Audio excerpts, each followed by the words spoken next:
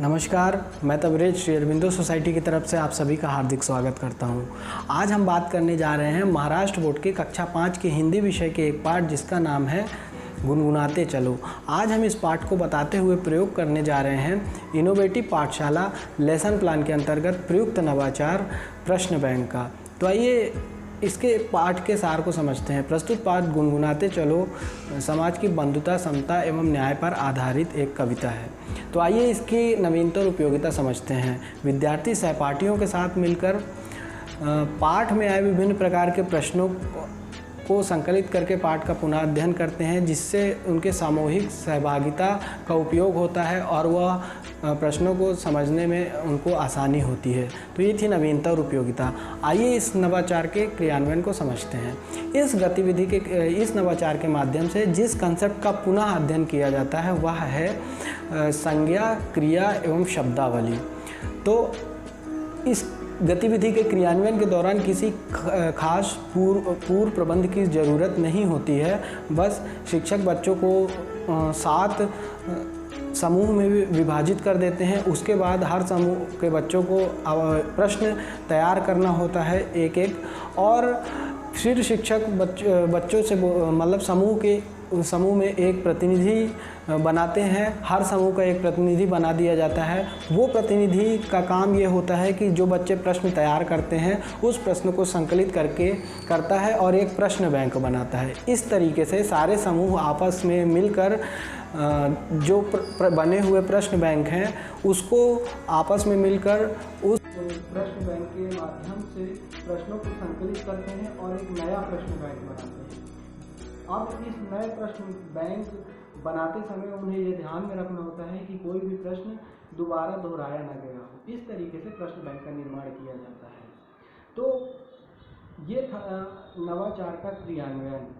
तो उदाहरण के तौर पे बच्चों ने जैसे इस नए प्रश्न बैंक में कुछ प्रश्न तैयार किए हैं, वो इस प्रकार हैं। जैसे पहला, मंगल ग्रह को कौन सा ग्रह कहते हैं और क्यों? तो मंगल ग्रह को लाल ग्रह कहते हैं क्योंकि ये लाल रंग का है।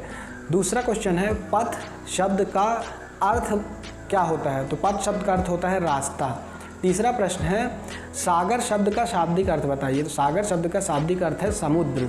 इसी प्रकार हर लहर जो उठी है में क्रिया शब्द बताइए। तो इसमें जो क्रिया शब्द है वह है उठी। इसी प्रकार अश्रु शब्द का शाब्दिक अर्थ बताइए। तो अश्रु शब्द का शाब्दिक अर्थ है आंसू।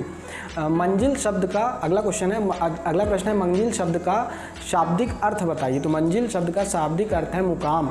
अगला है, सौर परिवार का चौथा ग्रह कौन सा है? तो सौर परिवार का चौथा ग्रह है मंगल ग्रह। तो इस तरीके से बच्चे प्रश्न बैंक के माध्यम से पाठ का पुनः अध्ययन करते हैं, जिससे दीर्घकालीन तक उनको कंसेप्ट याद रखने में मदद मिलती है। तो ये था नवाचार का क्रियान्वयन। तो आइए जानते हैं कि इस नवाचार के माध्यम से कौन कौन से सीखने के प्रतिफल प्राप्त होते हैं। पहला, सुनी एवं पढ़ी रचनाओं की विषय वस्तु के बारे में बच्चे बातचीत करते हैं, तर्क देते हैं एवं निष्कर्ष निकालते हैं। दूसरा, बच्चे अपरिचित शब्दों से परिचित होते हैं एवं उनको शब्दकोश से खोजते हैं। तीसरा, बच्चे भाषा की बारीकियों को समझते हैं एवं अपनी खुद की भाषा निर्मित करते हैं। तो ये थे सीखने के प्रतिफल। आइए जानते हैं कि शिक्षकों के लिए कुछ विशेष निर्देश दिए गए हैं इस गतिविधि के क्रियान्वयन के दौरान, वो क्या है? तो पहला, इस गतिविधि का क्रियान्वयन निर्धारित माह पर करवाया जाना चाहिए। दूसरा, नवाचार की अवधि शिक्षकों के लिए 20 मिनट निर्धारित की गई है। शिक्षक इसे अपने अनुसार बढ़ा या घटा भी सकते हैं। तीसरा, नवाचार क्रियान्वयन की अवधि का निर्धारण 30:1 के अनुपात को आधार मानकर किया गया है। मतलब 30 विद्यार्थी हैं तो उनके बीच में एक शिक्षक होना अनिवार्य है। तो ये था शिक्षकों के लिए कुछ विशेष निर्देश। आइए जानते हैं कि इस नवाचार के माध्यम से चिल्ड्रन विथ स्पेशल नीड यानी CWSN यानी विशेष आवश्यकता वाले बच्चों को क्या क्या लाभ होता है। तो पहला, यह गतिविधि विशेष आवश्यकता वाले बच्चों को प्रत्यक्ष रूप से तो प्रभावित नहीं करती, लेकिन वे अन्य बच्चों को सुनकर अप्रत्यक्ष रूप से चर्चा में भागीदारी ले सकते हैं। विशेष आवश्यकता वाले बच्चे प्रश्न एवं उत्तर लिखने में तो सक्षम नहीं होते, लेकिन अन्य बच्चों को सुनकर वह अप्रत्यक्ष रूप से अपने ज्ञान कंसेप्ट के बारे में अपने ज्ञान में वृद्धि कर सकते हैं।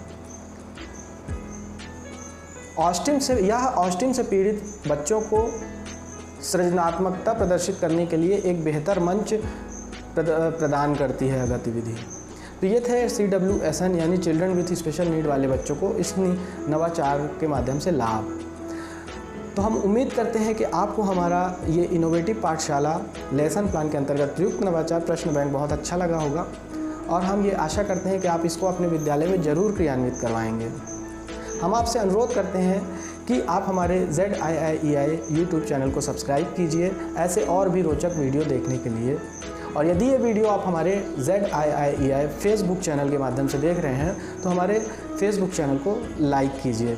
आपका वीडियो देखने के लिए बहुत बहुत धन्यवाद।